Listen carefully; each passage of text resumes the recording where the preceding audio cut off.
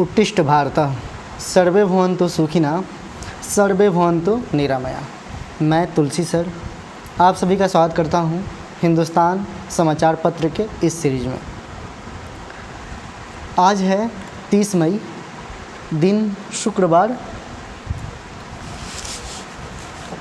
आज के प्रमुख जो समाचार होंगे उनके बारे में हम लोग बात करेंगे। बात करें अगर हम लोग नरेंद्र मोदी साहब की, तो पीएम का रोड शो में तिरंगों से स्वागत। कल हम लोगों ने देखी थी कि पीएम मोदी बिहार में आए हैं, तो लोकार्पण पटना को मिला विश्व स्तरीय एयरपोर्ट टर्मिनल। पहले से 6 गुना बड़ा है। तो पहला जो बिहार का एयरपोर्ट पटना था, उससे अब 6 गुना बड़ा ये एयरपोर्ट हो गया है। शिलान्यास, बीहटा में एयरपोर्ट टर्मिनल बनेगा। 68,000 वर्ग मीटर होगा फैलाव। तो बीहटा में भी एक एयरपोर्ट टर्मिनल बनने वाला है। सौगात क्या मिला है बिहार को? विक्रमगंज में पीएम आज बिहार को देंगे 48,000 करोड़ की परियोजनाएं। तो बिहार के लिए बहुत बड़ी बात है कि 48,000 करोड़ की परियोजनाएं मिलने वाली है भारत को, बिहार को। उत्साह, पीएम के 5.5 किलोमीटर रोड शो में उमड़ा पटना। प्रधानमंत्री मोदी साहब जब पटना के गलियों में चल रहे थे, तो 5.5 किलोमीटर का रोड शो रहा और उसमें पूरा पटना उमड़ पड़ा था। ऑपरेशन सिंदूर के बाद पहली बार बिहार दौरे पर आए थे और इसमें उनका हुजूम इतना रहा कि क्या कहना। राज्यपाल सीएम ने किया स्वागत। तो राज्यपाल आरिफ मोहम्मद खान और मुख्यमंत्री नीतीश कुमार ने प्रधानमंत्री मोदी का पटना एयरपोर्ट पर स्वागत किया। आप लोग जानते हैं कि बिहार के राज्यपाल हैं आरिफ मोहम्मद खान और मुख्यमंत्री नीतीश कुमार। इन दोनों ने उनका स्वागत किया पटना एयरपोर्ट पे। भारतीय वायुसेना के प्लेन से उतरते ही मुख्यमंत्री ने फूलों का गुलदस्ता देते हुए प्रधानमंत्री का स्वागत किया। जनता का उत्साह प्रेरित करने वाला पीएम मोदी ने ऐसा कहा। कुछ प्रमुख खबरें हैं यहाँ पे। अपार से खुला दोहरे नामांकन का खेल। जैसे एक ही छात्र हरियाणा के साथ बिहार के स्कूल में भी नामांकित है। अपार से दोहरे नामांकन का यह खेल खुल रहा है। तो एक ही बच्चे का एडमिशन 2 राज्यों में है, जो दयनीय है, दुख का कारण है बच्चों का। 17 महिला कैडेट के पहले ही बैच की डिग्री। एनडीए से 17 जो महिलाएं कैडेट ने पास किया था एग्ज़ाम, उन लोगों को अब स्नातक की उपाधि मिल गई। अब वे लोग सेवा में आ जाएंगे। मस्क ने छोड़ा ट्रंप प्रशासन का साथ। अमेरिकी राष्ट्रपति डोनाल्ड ट्रंप के प्रशासन में सलाहकार एलन मस्क ने अपने पद से इस्तीफा दे दिया। एलन मस्क जो स्पेस एक्स के सीईओ हैं और वहीं ट्विटर यानी एक्स के भी ऑनर हैं, उन्होंने जो एक सलाहकार का पोजीशन था वहाँ से इस्तीफा दे दिया। आईफोन के निर्यात में भारत ने चीन को पछाड़ा। आईफोन की बात करें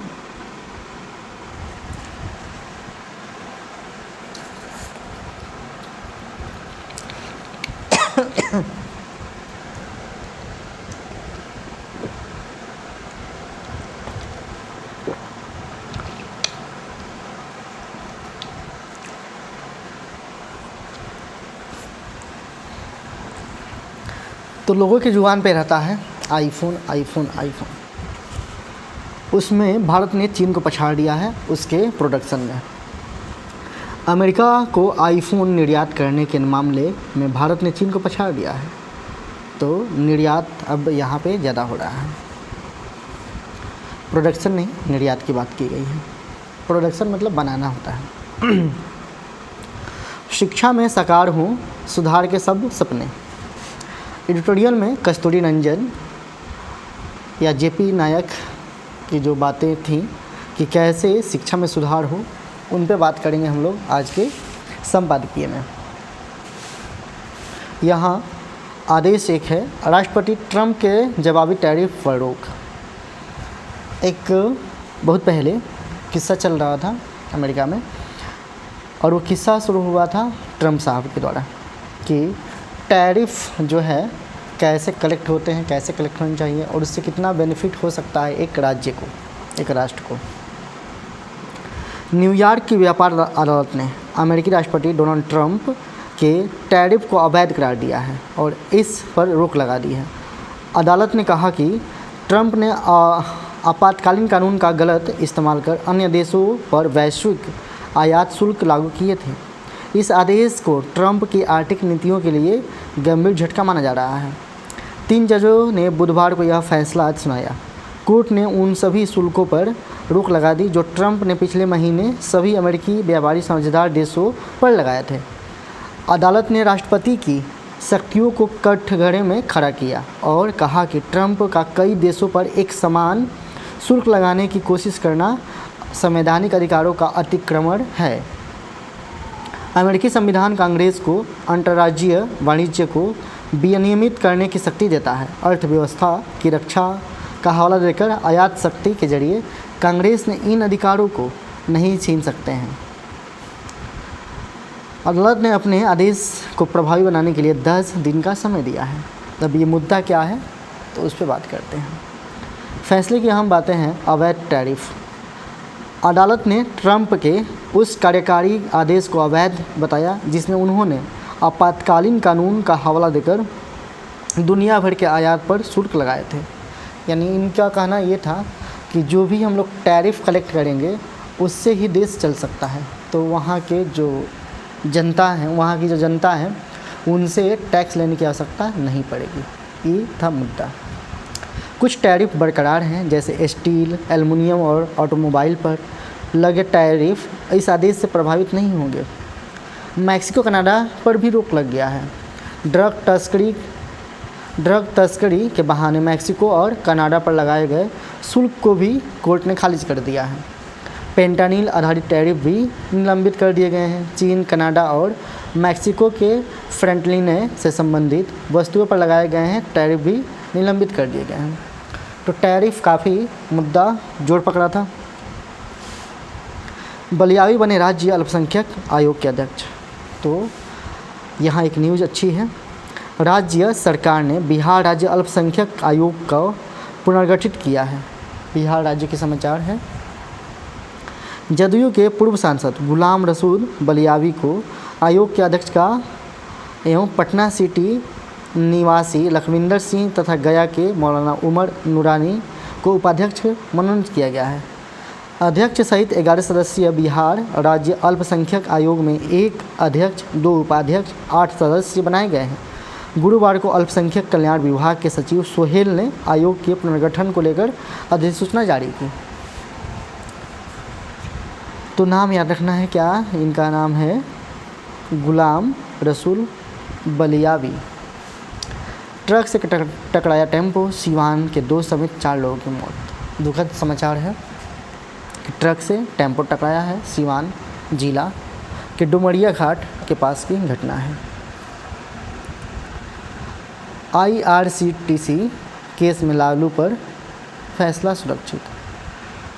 तो यहाँ बात करते हैं कि रायूज एवेन्यू अदालत ने गुरुवार को भारतीय रेलवे खानपान एवं पर्यटन नियम IRTC होटल भ्रष्टाचार मामले में जो रेल मंत्री उस समय के थे लालू जी, उन पे ये चीज़ किया गया है। तो इम्पोर्टेंट नहीं है हम लोग के लिए। PM के बिहार दौरे में पराक्रम और विकास का संदेश। ऑपरेशन सिंदूर की सफलता के बाद पहली बार बिहार आए प्रधानमंत्री का बिहार वासियों ने किया स्वागत और इस जोरदार स्वागत में काफ़ी बढ़ चढ़ कर के लोगों ने भाग लिया।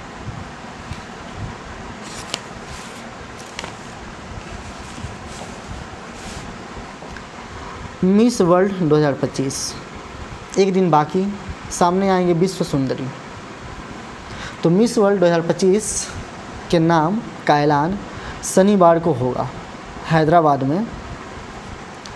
प्रतियोगिता का अंतिम चरण की तैयारियां चल रही हैं। इस दौरान प्यूर्टो रिको की Valeria Perez beauty with purpose के विजेता रही। अफ्रीका की जैनसन और न्यूजीलैंड की समांता ने वर्ल्ड डिजाइनर अवार्ड जीता। ग्रैंड फिनाले का सीधा प्रसारण वेबसाइट पर देख सकते हैं आप।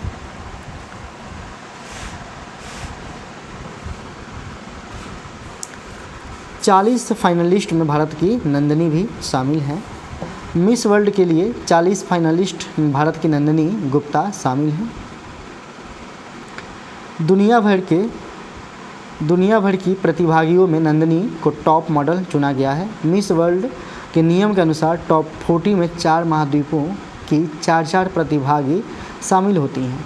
31 मई को मिस वर्ल्ड का फिनाले शाम से शुरू होगा। रैंप का वॉक करते समय सांस्कृतिक परफॉर्मेंस भी होंगे।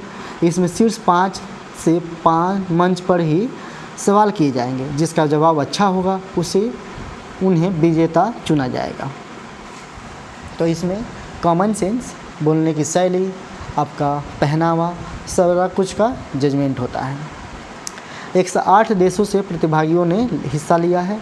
31 मई शाम को शुरू होगा मिस वर्ल्ड का ग्रैंड फिनाले। ताज में जड़े हैं 1000 से ज़्यादा हीरे। अगर वहीं ताज की बात करें जो मिस वर्ल्ड को पहनाया जाएगा, उसमें हीरे जड़े गए हैं। मिस वर्ल्ड की सीईओ, यहाँ याद रखेंगे, मिस वर्ल्ड की सीईओ जूलिया मॉडले के अनुसार विजेता को 3 करोड़ रुपए का ताज पहनाया जाएगा।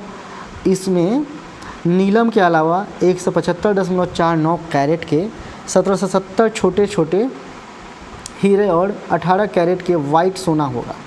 मिस वर्ल्ड को 1.15 करोड़ रुपए का पुरस्कार भी मिलेगा। तो 3 करोड़ का ताज प्लस 1.5 करोड़ की राशि भी मिलेगी उन लोगों को। अब सीधे गूगल के स्टोर से ख़रीद सकेंगे फ़ोन। तो एक फ़ीचर ऐड हुआ है गूगल में कि आप लोग गूगल के प्ले स्टोर से डायरेक्ट फ़ोन खरीद सकेंगे। गूगल ने भारत में आधिकारिक ऑनलाइन गूगल स्टोर के माध्यम से अपने पिक्सल उपकरणों की सीधी बिक्री भी गुरुवार को शुरू कर दी। इसमें उपभोक्ता पहली बार सीधे पिक्सल फ़ोन, घड़ियाँ, वर्ड्स, अन्य सामान खरीद सकेंगे। कंपनी के अनुसार यह गूगल की मौजूदा ऑनलाइन और ऑफलाइन खुदरा बिक्री को मजबूत करेगा। अध्ययन लोगों को खेल से दूर करती है पहली नौकरी। जब लोगों की पहली नौकरी लगती है तो लोग खेल से दूर हो जाते हैं, ऐसा एक सर्वे में कहा गया है।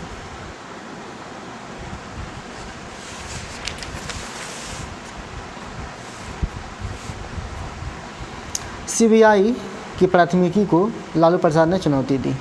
तो लालू प्रसाद पे जो ये केस चल रहा है उसके लिए है। पूर्व रेल मंत्री लालू प्रसाद यादव ने नौकरी के बदले ज़मीन घोटाला मामले में सीबीआई द्वारा दर्ज प्राथमिकी को दिल्ली हाईकोर्ट में चुनौती दी है। लालू की ओर से प्राथमिकी दर्ज करने की मांग की गई है। न्यायमूर्ति रविंद्र डोजेदा की पीठ ने दोनों पक्षों की दलीलें सुनी हैं। उसके बाद ऐसा कहा है। सुप्रीम कोर्ट में 3 नए जज नियुक्त, कोलेजियम ने की थी सिफारिश। तो ये हम लोग के लिए इम्पोर्टेंट है जानना। सुप्रीम कोर्ट में गुरुवार को 3 जज नियुक्त किए गए। कोलेजियम ने तीनों जजों की सिफारिश की थी। कानून मंत्री अर्जुन राम मेघवाल ने 10 तारीख को घोषणा की। कानून मंत्री ने कहा कि राष्ट्रपति सुप्रीम कोर्ट के मुख्य न्यायाधीश के परामर्श के बाद कर्नाटक हाईकोर्ट के मुख्य न्यायाधीश एन.वी. अंजारिया, गुवाहाटी हाईकोर्ट के मुख्य न्यायाधीश विजय बिश्नोई और बॉम्बे हाईकोर्ट के जस्टिस एस चंदोरकर को भारत के सुप्रीम कोर्ट के जज के तौर पे नियुक्त करते हैं। तो एक जो है वो हैं कर्नाटक हाई कोर्ट के न्यायाधीश, उनका नाम है एन.वी. अंजारिया। वहीं गुवाहाटी हाई कोर्ट के न्यायाधीश विजय बिश्नोई और बम्बे हाई कोर्ट के जस्टिस A.S. चंद्रकर। महिला जज की याचिका पर सरकार को नोटिस। ट्रंप ने भारत और पाक के बीच संघर्ष विराम कराया। अमेरिकी प्रशासन ने न्यूयॉर्क कोर्ट को बताया कि सिर्फ राष्ट्रपति डोनाल्ड ट्रंप के हस्तक्षेप के बाद भारत पाकिस्तान के बीच संघर्ष विराम हुआ। युद्ध को टालने के लिए दोनों देशों के सामने अमेरिका से व्यापार की पेशकश की गई थी और इस वजह से ये जो युद्ध था वो विराम किया गया। अमेरिका में चीनी छात्रों का वीज़ा रद्द होगा। क्या मामला है? तो अमेरिकी विदेश मंत्री मार्को रूबिया अमेरिका के विदेश मंत्री हैं। उन्होंने कहा है कि सरकार कुछ चीनी छात्रों को वीज़ा देने से स्टॉप कर देगी, यानी रद्द कर देगी। तो अमेरिका के जो विदेश मंत्री उनका नाम याद रखेंगे, मार्को रूबिया। इजराइल 22 यहूदी बस्तियां बसाएगा।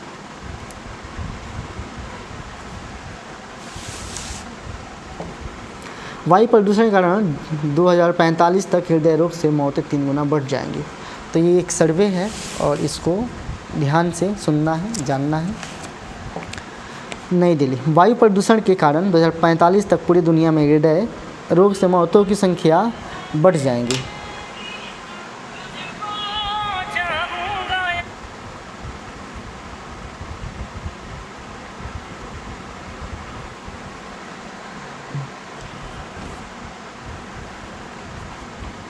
इससे संबंधित दिव्यांगता में भी 2.5 गुना वृद्धि होने की संभावना है। चीन के जीनिंग मेडिकल यूनिवर्सिटी के शोधकर्ताओं ने ग्लोबल बर्डन ऑफ डिजीज़ 2021 के डेटा के विश्लेषण के आधार पर यह दावा किया है कि ऐसा हो सकता है। उन्होंने यह दावा 1990 से 2021 तक हृदय रोगों के मामले, मौतें तथा दिव्यांग होने के ट्रेंड के आधार पर किया है। यह अध्ययन BMC कार्डियोवास्कुलर डिसऑर्डर जर्नल में प्रकाशित हुआ है। कार्डियोवास्कुलर में प्रकाशित हुआ है। वर्ष 2021 में मौतों में 91% और विकलांगता में 78% की वृद्धि हुई है। अध्ययन के अनुसार 1990 के मुकाबले 2021 में मौतों में 91% और विकलांगता में 78% की वृद्धि हुई है। 2021 में पार्टिकुलेट मैटर यानी PM की बात करते हैं, पार्टिकुलेट मैटर प्रदूषण के कारण हृदय रोगों से दुनिया भर में 33.9 लाख लोगों की मौत का वजह बनी है। वहीं इससे संबंधित विकलांगता में 7.29 करोड़ मामले सामने आए हैं। 2045 तक 1.23 करोड़ मौतों का अनुमान लगाया गया है।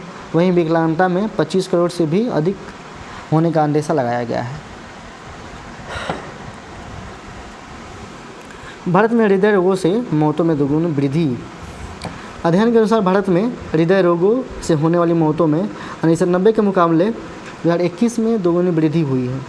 1990 में 3.08 लाख मौतें हुई हैं और वहीं 2021 में ये बढ़कर 7.73 लाख हो गई है। शोधकर्ताओं के मुताबिक प्रदूषण के कारण हुई बीमारियों में मौतें 2.5 लाख से अधिक बढ़कर 6 लाख से अधिक हो गई हैं। वर्ष 2045 तक इस ट्रेंड में वृद्धि का अनुमान लगाया गया है।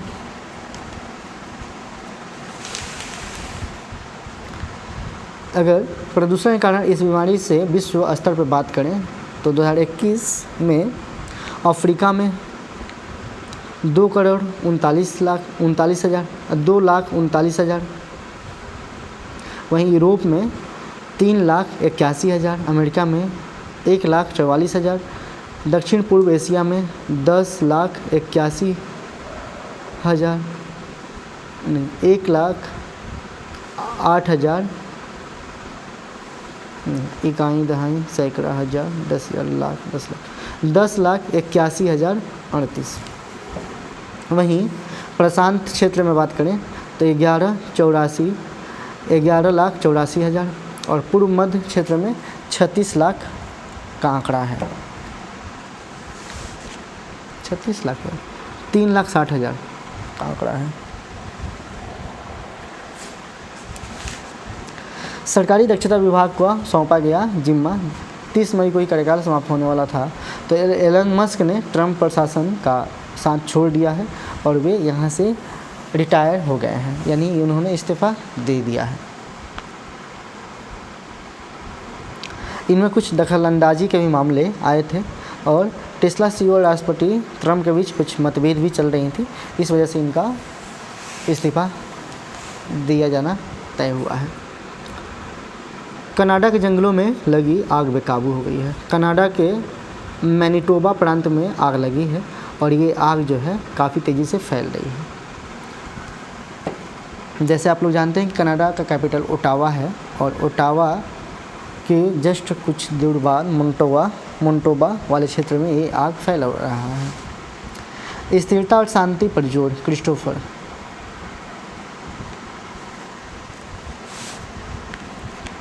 विदेश सचिव अमेरिका के विक्रम मिस्री और अमेरिका के उप विदेश मंत्री क्रिस्टोफर लैंडर्स ने क्षेत्रीय स्थिरता एवं शांति बनाए रखने के लिए कुछ बातें की हैं, जिससे ये शांति का जो माहौल है क्रिएट किया जाएगा। पन्ना टाइगर रिजर्व में बाघिन की मौत। तो मध्य प्रदेश में एक टाइगर रिजर्व है, पन्ना टाइगर रिजर्व, और यहाँ पे एक बाघिन की मौत हो चुकी है। बेटे को केंद्रीय मंत्री बनाकर गलती की रामदास। पटाली मक्कल कांची के संस्थापक डॉक्टर एस रामदास ने गुरुवार को अपने एक बयान में कहा कि उन्होंने अपने बेटे को केंद्रीय मंत्री बनाकर बहुत बड़ी गलती की है। काजीरंगा राष्ट्रीय उद्यान में मुठभेड़ में शिकारी ढेर। काजीरंगा नेशनल पार्क जो आसाम में है और आसाम का कैपिटल गुवाहाटी है, दिसपुर है, आसाम का कैपिटल दिसपुर है। तो वहाँ के काजीरंगा राष्ट्रीय उद्यान में बाघ अभयारण्य में बुधवार को रात वन रक्षकों और पुलिस के बीच मुठभेड़ हुई थी, जिसमें एक संदिग्ध शिकारी मारा गया। मित्तल ने एक देश एक चुनाव का समर्थन किया है। तो भारतीय समूह के चेयरमैन हैं सुनील मित्तल और उन्होंने एक चुनाव एक देश का समर्थन किया है। पुणे पोर्ट्स का आरोपी किडनी रैकेट में भी गिरफ्तार हुआ है। शाह के दौरे से पहले सिरसा ने पुंछ का दौरा किया। साइबर ठगों पर 3 राज्यों में छापे पारे लगे हैं। पीओके के लोग खुद भारत का हिस्सा बनेंगे, राजनाथ का ऐसा मानना है। जो भारत के रक्षा मंत्री राजनाथ साहब हैं, राजनाथ सिंह, इनका मानना है कि पीओके के जो लोग हैं वो खुद ही भारत के हिस्सा बनेंगे। एनडीए 17 महिला कैडेट के पहले बैच को मिली है डिग्री।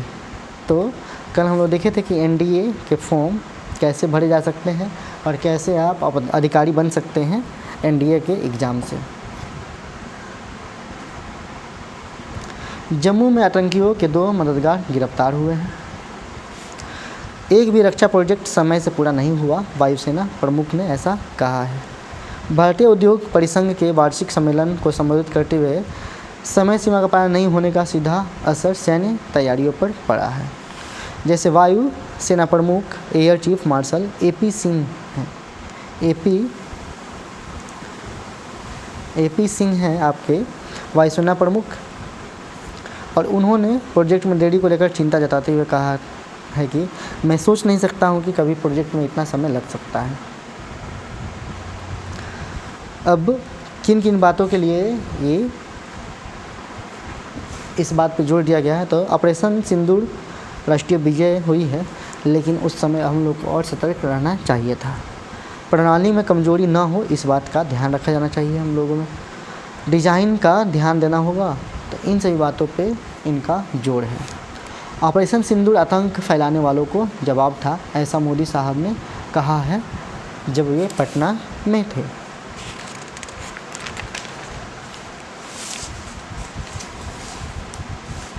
किसके सफ़र का आज होगा अंत? तो गुजरात टाइटंस और मुंबई के बीच मैच आज है, और उसमें किसके बीच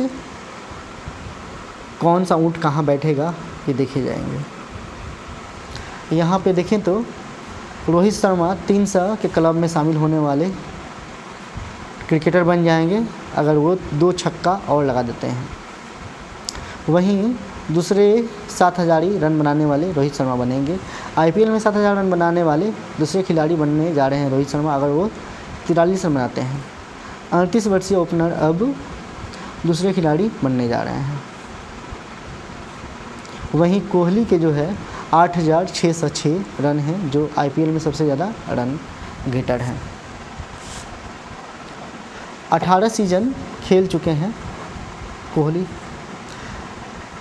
रणनीति 18 साल से वो क्रिकेट आईपीएल खेल रहे हैं। रणनीति और अनकैप्ड खिलाड़ी हमारी सफलता की पूंजी, पोंटिंग ने ऐसा कहा है। आईपीएल 2025 में पंजाब किंग्स की शानदार वापसी के पीछे रिकी पोंटिंग का ये हाथ है। इंग्लैंड लायंस से भारत ए का मुकाबला आज से होने वाला है और इसमें हम लोग देखेंगे कि कैसे टेस्ट टीम के लिए जो प्लेयर हैं वो तैयार होने जा रहे हैं। गुकेश को 19वें जन्मदिन पर मिली जीत का तोहफा। नॉर्वे शतरंज नॉर्वे में चल रहा है, नॉर्वे के स्टेंट वेंगर में, और यहाँ विश्व चैंपियन डी गुकेश अपने 19वें जन्मदिन के मौके पर शानदार तोहफा जीत लेकर के हासिल किया। सलमान और हसन के दम पर जीता पाक। अभी आप लोग जानते हैं कि पाकिस्तान में क्रिकेट चल रहा है। कप्तान सलमान अली आगा जो 56 रन बनाए और कैरियर की सर्वश्रेष्ठ पारी। वहीं तेज़ गेंदबाज हसन अली 30 रन देके 5 विकेट की उम्दा गेंदबाजी से पाकिस्तान ने पहले T20 मैच में बांग्लादेश को 37 रन से हरा दिया है। तो हसन अली जो काफ़ी अच्छे बॉलर हैं, ये 30 रन दे करके 5 विकेट T20 में हासिल करना काफ़ी काबिल तारीफ़ है। भारत, कतर और बहरीन ग्रुप एच में, ये फुटबॉल की बात की जा रही है। भारतीय फुटबॉल टीम को AFC अंडर-23 एशियाई कप क्वालिफायर के ग्रुप एच में रखा गया है। महिला क्रिकेट टीम ऑस्ट्रेलिया से भिड़ेगी और ये मैच इंडिया में ही हो रहा है। सात्विक चिराग क्वार्टर फाइनल में सिंधु और प्राण बाहर हुए हैं। पेंगुला और एड्रिवेडा जीते, मिनाडर हारे। आईफोन निर्यात में भारत ने चीन को पछाड़ा है, ऐसा कहा है ओमडिया ने। अमेरिका के आईफोन निर्यात के मामले में भारत ने बड़ी उपलब्धि हासिल की है। अप्रैल में भारत ने चीन को पछाड़ते हुए सबसे अधिक फ़ोन निर्यात किए। इससे पहले अमेरिका में बिकने वाले आईफोन में चीन की हिस्सेदारी सबसे अधिक थी। मार्केट रिसर्च फर्म ओमडिया के अनुसार भारत ने नए वित्त वर्ष के पहले माह में अमेरिका को लगभग 30 लाख फ़ोन आईफोन की इकाइयाँ भेजी। वहीं चीन में बने आईफोन निर्यात में 76% की कमी आई है। अप्रैल में यह घटकर 9 लाख इकाइयाँ रह गया है और यह पहला मौका है जब भारत ने चीन को मात दी है। तो आईफोन निर्यात में भारत ने चीन को पछाड़ दिया है और सबसे ज़्यादा अब इंडिया से जो फ़ोन है भेजे जा रहे हैं, आईफोन बना करके भेजे जा रहे हैं अमेरिका। भारतीय इकाई में 1.48 अरब डॉलर का निवेश हुआ है।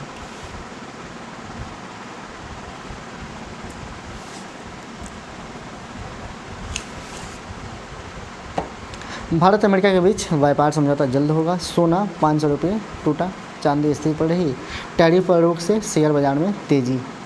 बैंक ऋण के जरिए ठगी में सबसे अधिक रकम गंवाई। भारतीय रिजर्व बैंक की सालाना रिपोर्ट में बड़ा खुलासा हुआ है।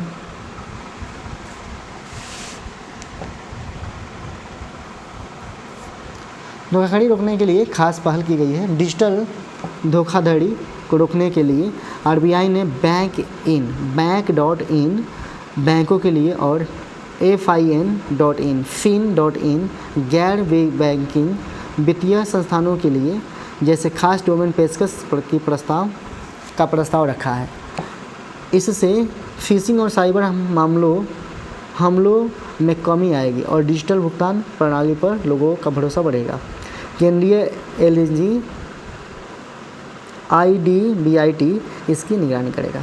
तो इसकी निगरानी करेगा केंद्रीय एजेंसी है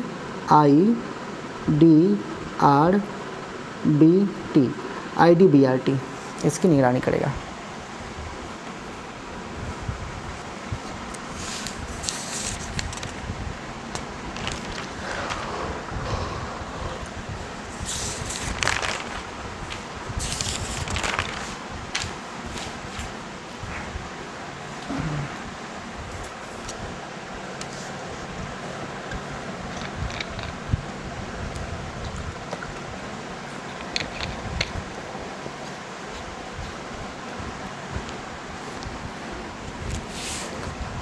एक शोध है, ज़्यादा मत बैठिए, सिकुड़ जाएगा दिमाग। तकनीक, स्मार्टफ़ोन, एआई ने ज़िंदगी को न केवल आसान बनाया है, लोगों को पहले से कहीं ज़्यादा समय तक बैठे रहने के लिए मजबूर कर दिया है। लंबे समय तक बैठे रहना दिमाग समेत पूरे शरीर पर बुरा असर डाल रहा है। इसमें बैठने की खराब मुद्रा, गलत जीवन शैली की बड़ी भूमिका है। ज़रूरत से ज़्यादा बैठने से होने वाले नुकसान और उससे बचाव के तरीके बात हम लोग इस पे करेंगे। सबसे बड़ी पहली बात होता है कि ज़्यादा बैठेंगे तो जल्द हम लोग बूढ़े हो जाएंगे। तो इसमें क्या होता है, न्यूरोप्लास्टिसिटी में कमी आती है। हमारे शरीर में जो नर्व सिस्टम होते हैं, यानी दिमाग को चीज़ों को सीखने और उनके अनुसार ढलने की क्षमता को न्यूरोप्लास्टिसिटी कहते हैं।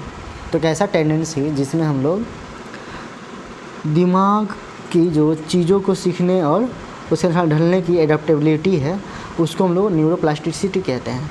शारीरिक सक्रियता दिमाग की इस क्षमता को बढ़ाती है।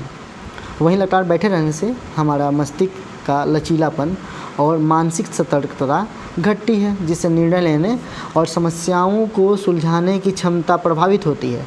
कुछ शोध संकेत देते हैं कि बिना हिले डुले लगातार बैठे रहने की छोटी अवधि भी मस्तिष्क में रक्त प्रवाह कम कर देती है, और जिससे कि हम लोगों में बूढ़े दिखने का जो है असर होने लगता है। वहीं BDNF कम होना, ब्रेन ड्राइव्ड न्यूरोट्रॉफिक फैक्टर एक प्रोटीन है।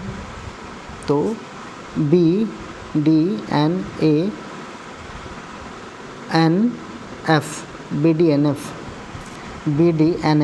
कम होता है। ब्रेन ड्राइव न्यूरोट्रॉफिक फैक्टर एक प्रोटीन है जो मस्तिष्क की कोशिकाओं में वृद्धि, उनकी मरम्मत व कार्यक्षमता पर असर डालता है।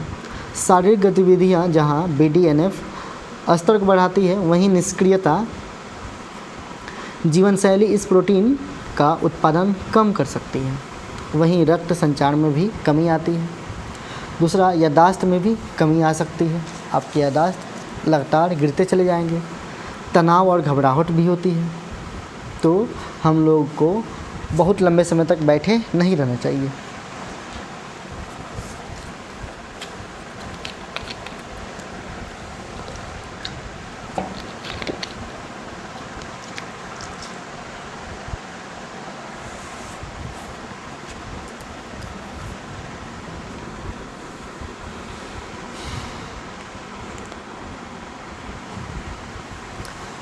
इससे अंगों पर क्या असर होता है, तो अटैक और स्ट्रोक का खतरा बढ़ता है।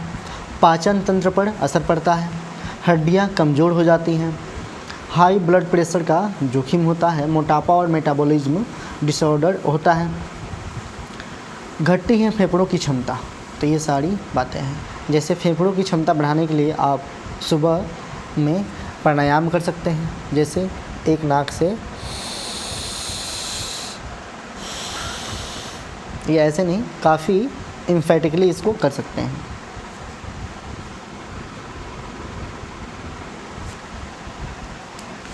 अब इन सब से बचने के लिए आपको एक्सरसाइज करने होंगे, खाने पीने पर ध्यान देने होंगे, तनाव को कम करना होगा, स्टैंडिंग डेस्क का इस्तेमाल करना होगा और चलते हुए बातें करें। पास्चर को सही रखें, बैठने की मुद्रा सुधारें और कुछ नियम अपनाएं कि मुझे कितना देर बैठना है, कितना देर चलना है। इस बात को आप अपनी जीवन शैली में जोड़ सकते हैं। धूम्रपान करते हैं तो ये 7 टेस्ट कराते रहें। विश्व तंबाकू निषेध दिवस 31 मई को मनाते हैं हम लोग। तो कल है विश्व तंबाकू निषेध दिवस। अब धूम्रपान से जुड़ी कुछ समस्याएं और उनके बारे में कुछ बातें हैं, उसको हम लोग समझेंगे।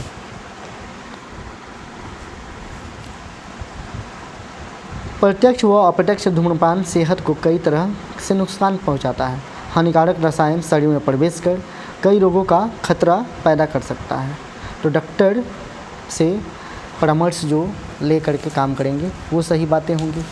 कौन कौन से टेस्ट हैं, तो फेफड़े से विटामिन तक की निगरानी ज़रूरी है। इसमें स्पायरोमेट्री टेस्ट है पहला। स्पाइरोमेट्री की मदद से फेफड़ों की क्षमता मापी जाती है। एक गहरी सांस लेने के बाद हम कितनी तेज़ी से हवा बाहर छोड़ते हैं इसका पता चलता है। COPD फेफड़ों का कैंसर, लंग फाइब्रोसिस जैसी फेफड़ा संबंधी समस्याओं की पहचान में मदद मिलती है। अगर आप धूम्रपान करते हैं तो हर माह 1 से 2 बार ये टेस्ट करवाएं। Reactive protein. धूम्रपान करने वालों में रिएक्टिव प्रोटीन का स्तर बढ़ जाता है। इससे शरीर में इन्फेक्शंस, सूजन की स्थिति का पता चलता है। इससे शरीर की प्रतिरक्षा प्रणाली की जानकारी भी मिलती है। वहीं छाती का एक्सरे कराएं। इससे फेफड़ों की स्थिति और चेस्ट एक्टिविटी की छवि देख पाते हैं, जिससे फेफड़ों के संक्रमण, गंभीर फेफड़ों के रोग और धमनियों में ब्लॉकेज आदि की पहचान में मदद मिलती है। साल में 1 बार इसे कराएं। Diabetes test. United State and food तथा ड्रग्स एडमिनिस्ट्रेशन के अनुसार धूम्रपान करने वालों में से 30 से 40% टाइप 2 डायबिटीज़ का खतरा अधिक होता है, जिससे उनमें 10 से 11 घंटे का उपवास जरूरी है। टेस्ट का 1 साल में 1 बार जरूर कराएं। वहीं CT स्कैन कराएं। चेस्ट एक्सरे की तुलना में यह फेफड़ों की गहन स्थिति को बताता है। शुरुआती टेस्ट में कुछ बदलाव महसूस होने पर इसे टेस्ट को सलाह दी जाती है। वहीं इलेक्ट्रोकार्डियोग्राम भी करा सकते हैं आप, तथा विटामिन D टेस्ट भी आपको कराने पड़ेंगे। तो ये वैसे लोगों के लिए हैं जो धूम्रपान करते हैं। शिक्षा में साकार हो सुधार के सब सपने। तो कस्तूरी रंजन हो या JP नायक, दोनों दिग्गजों की शिक्षा संबंधी सिफारिशों को लागू करना चाहिए। हमें सुविधाजनक सुधारों से आगे बढ़कर चुनौतीपूर्ण सुधारों से गुजरना होगा। क्या है संपादकीय में, इसके बारे में जानेंगे कि शिक्षा में साकार हो सुधार के सब सपने। भारत को बनाने में यूँ तो अनगिनत लोगों ने योगदान दिया है, मगर कृष्णा स्वामी कस्तूरी रंजन का नाम पहली कतार में हमेशा शामिल रहेगा। इसी अप्रैल में 25 तारीख को वह इस दुनिया से विदा हो गए। अपने छोटे से छोटे योगदान का श्रेय भी वो अपनी टीम, गुरुओं, दोस्तों व परिस्थितियों को देना पसंद करते थे। मैं सोच रहा था कि उन्हें कैसे श्रद्धांजलि दी जाए। मुझे एक समाधान मिल गया। मैं एक किताब के बारे में लिख रहा हूँ जो मैंने अक्टूबर 2017 में उन्हें दी थी। जब हम सब ने राष्ट्रीय शिक्षा नीति 2020 NEP 2020 पर काम करना शुरू किया था, कस्तूरी रंजन ने इस समिति की अध्यक्षता की थी। आइए आपको 60 साल पीछे ले चलता हूँ।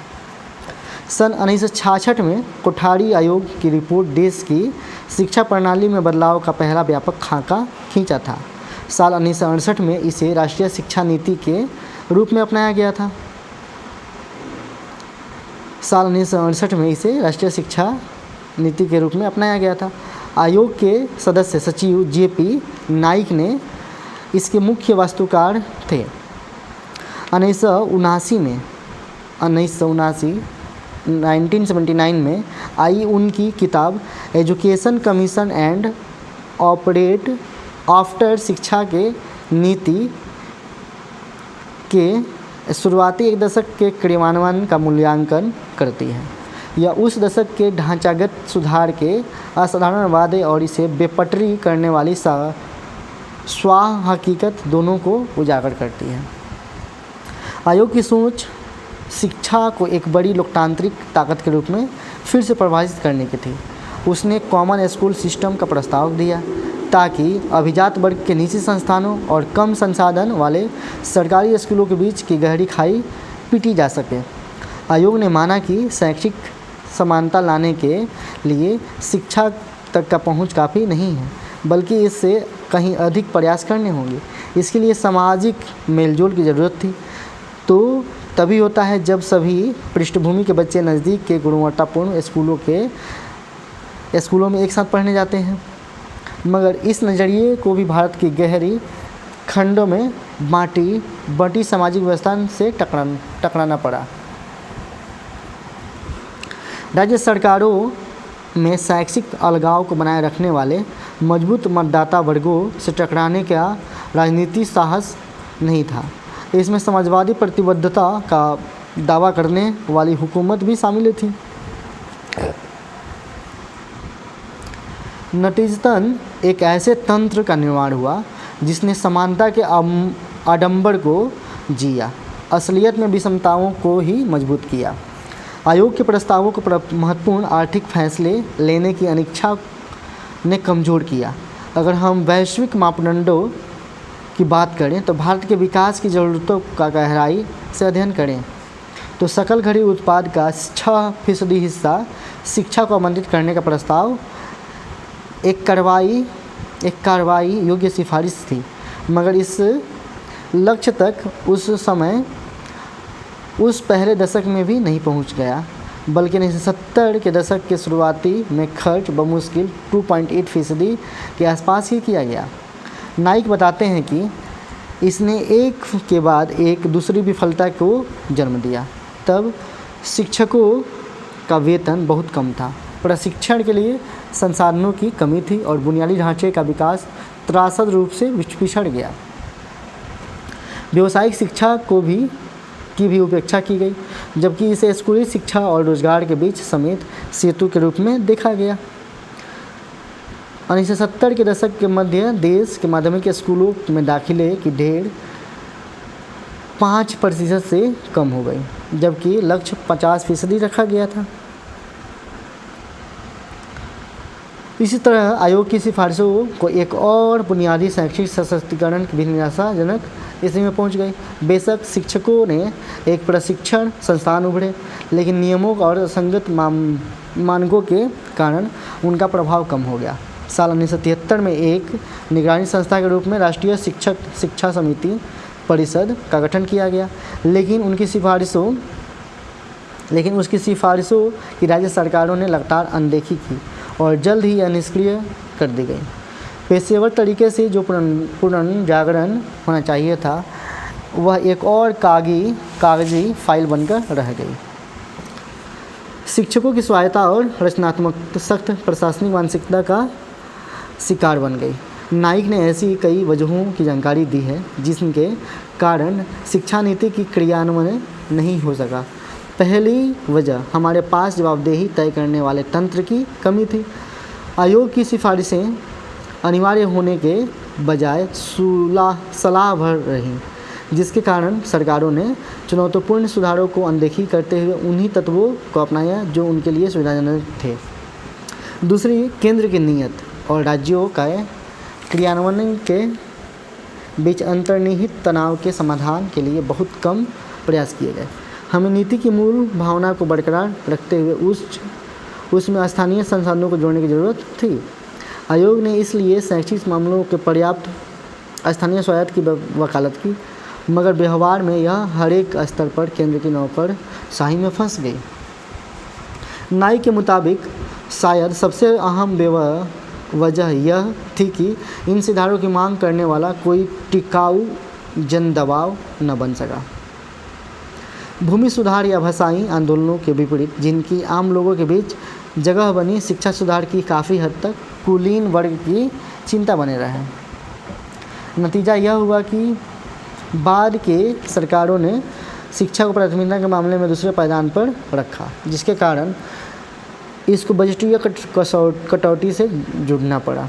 चूँकि शिक्षा से आम लोगों के हित सधते हैं, इसलिए आयोग की सोच इसे बेहतर लेकर व्यापक सामाजिक सहमति बनाने की थी, लेकिन यह सोच कभी साकार ही नहीं हो सकी। यदि आप भारत में रुचि रखते हैं तो निवेश करना चाहते हैं तो केवल भारत की शिक्षा में नहीं, तो नाइक की किताब एक बार ज़रूर पढ़नी चाहिए आपको। राष्ट्रीय शिक्षा नीति 2020 जब हमारा काम पूरा हो गया तो एक दिन डॉक्टर कस्तूरी रंजन ने मुझे बुलाया और कहा, तुम 2030 में एजुकेशन का मिशन एंड आफ्टर लिखोगे।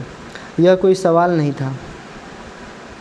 उन्होंने शायद ही कभी सीधे तौर पर कुछ पूछा हो, या इसलिए मैंने कहा, हाँ सर, ज़रूर लिखूँगा।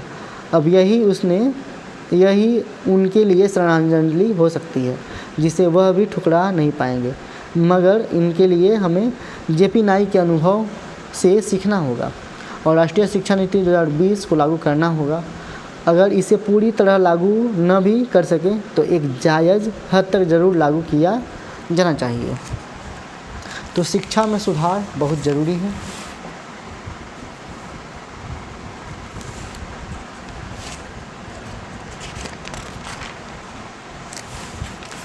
अब हम लोग अंतिम पड़ाव पे हैं। इसमें कुछ ऐसे न्यूज़ आएंगे जो इम्पोर्टेंट नहीं होंगे। अगर कुछ इम्पोर्टेंट होगा तो मैं आप लोगों को बता दूंगा।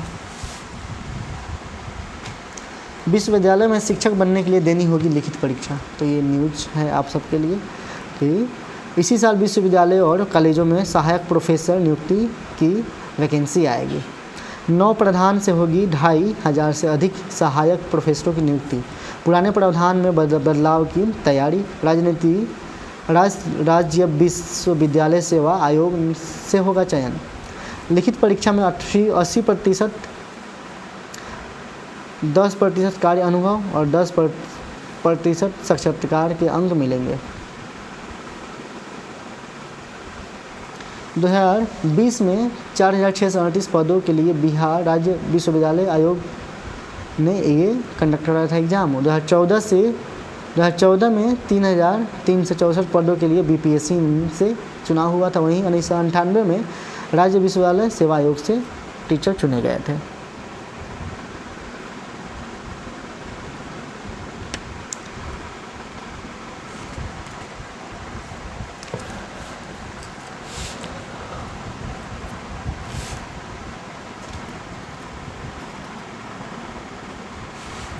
बेतिया VTR जो वाल्मीकि टाइगर प्रोजेक्ट है बेतिया में, वहाँ आपसी भिड़ंत में बाघ की मौत हो गई है। दुखद है।